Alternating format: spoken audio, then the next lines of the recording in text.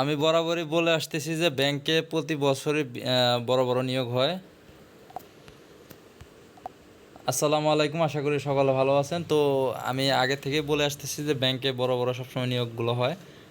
আর ব্যাংকে অফিসারের নিচে কোনো নিয়োগ, তেমন কোনো নিয়োগ হয় না। তো অফিসার থেকে নিয়োগ শুরু হয় আর সিনিয়র অফিসারে নিয়োগ হয়।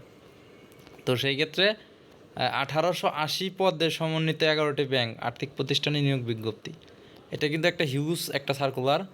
তো হয়তো আমরা শুধুমাত্র বিভিন্ন সরকারি দপ্তরগুলো নিয়ে আলোচনা করি, কিন্তু ব্যাংক নিয়ে দেখলাম খুব একটা মানুষ আলোচনা করে না। এটা কিন্তু মানে খুবই খুবই একটা আকর্ষণীয় বিষয় যে সরকারি ব্যাংকগুলোতে বড় বড় নিয়োগ হয়। তো সেই ক্ষেত্রে যাদের ইচ্ছা আছে সরকারি চাকরি করবেন, তো সেই ক্ষেত্রে তাদের জন্য একটা একটা অপরচুনিটি।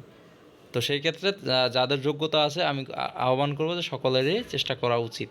হয়তো অনেকে ব্যাংকের চাকরি হয়তো অপছন্দ থাকতে পারে, সেটা তার ব্যক্তিগত বিষয়।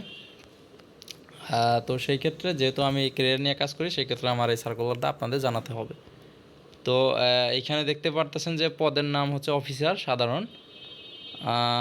তো সেই ক্ষেত্রে এখানে আপনার সর্বমোট হচ্ছে 1880টি পদে। এখানে সোনালী ব্যাংক পিএলসিতে 226টি, রূপালী ব্যাংক পিএলসিতে 30টি,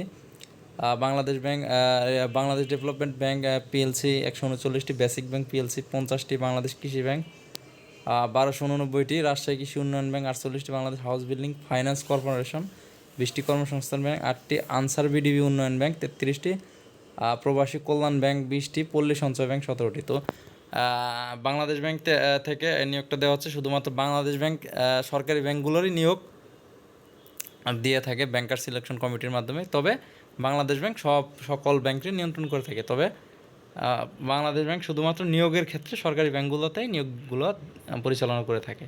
তো এটা হয়তো অনেকে বলে না বা অনেকে জানেও না, তো সেটা জানিয়ে দিলাম। তো সেই ক্ষেত্রে এটা 10ম গ্রেডের একটি চাকরি। 2015 স্কেল অনুযায়ী আর বেসিক শুরু হবে 16,000 থেকে, এবং অন্যান্য সুবিধা রয়েছে। অনেকে জানেন যে ব্যাংকে অন্যান্য লাঞ্চ ভাতা ও অন্যান্য এক্সট্রা কিছু ফ্যাসিলিটি রয়েছে। তো সেই ক্ষেত্রে এখন মূল বিষয় হচ্ছে শিক্ষাগত যোগ্যতা। শিক্ষাগত যোগ্যতা সবাই আপনারা কম বেশি জেনে থাকেন। তো সেই ক্ষেত্রে আপনার ন্যূনতম 4 বছর মেয়াদি স্নাতক ডিগ্রি থাকলে আপনি আবেদন করতে পারবেন। তো সেই ক্ষেত্রে আমার মতো অযোগ্য লোক কেউ আবেদন করার চেষ্টা করবেন না। তো সেই ক্ষেত্রে আপনার কোনো পর্যায়ে তৃতীয় বিভাগ থাকা যাবে না, মানে এসএসসি, ইন্টার, অনার্সে কোনোটাতে আপনার তৃতীয় বিভাগ গ্রহণযোগ্য হবে না। তো ন্যূনতম আপনার দ্বিতীয় শ্রেণী থাকতে হবে। তো সেই ক্ষেত্রে আপনার বয়স হচ্ছে 1/7/2025 তারিখে 21 থেকে 32 বছরের মধ্যে হতে হবে। আর আবেদনে দাখিলের শেষ তারিখ ও সময় 30/11/2025 তারিখ রাত 11:59। তো সেই ক্ষেত্রে এখানে আবেদন ফি হচ্ছে 200 টাকা। তো এখানে যে তাদের ওয়েবসাইটে গিয়ে এখানে সব কিছু দেওয়া রয়েছে। তো সেই ক্ষেত্রে আশা করি যারা ব্যাংকে আবেদন করবেন তারা গ্র্যাজুয়েশন বা অনার্স কমপ্লিট একজন মানুষ। তো তাদেরকে এত ইন ডিটেলস বলার কোনো প্রয়োজন নেই, তারা সকলে এই ব্যাপারে মোটামুটি একটা ধারণা থাকে। তো সেই ক্ষেত্রে আমি বলবো যে আপনাদের যাদের ন্যূনতম অনার্স করা রয়েছে তাদেরকে এই চাকরিতে আবেদন করা উচিত, এবং দেখা যাক আপনাদের হয়তো হলেও হতে পারে, কারণ যেহেতু বিশাল একটা নিয়োগ হবে অফিসার জেনারেল পদে। তো সেই ক্ষেত্রে সকলের জন্য শুভকামনা রইল। সকলে আমার চ্যানেলের সাথেই থাকেন। আল্লাহ হাফেজ।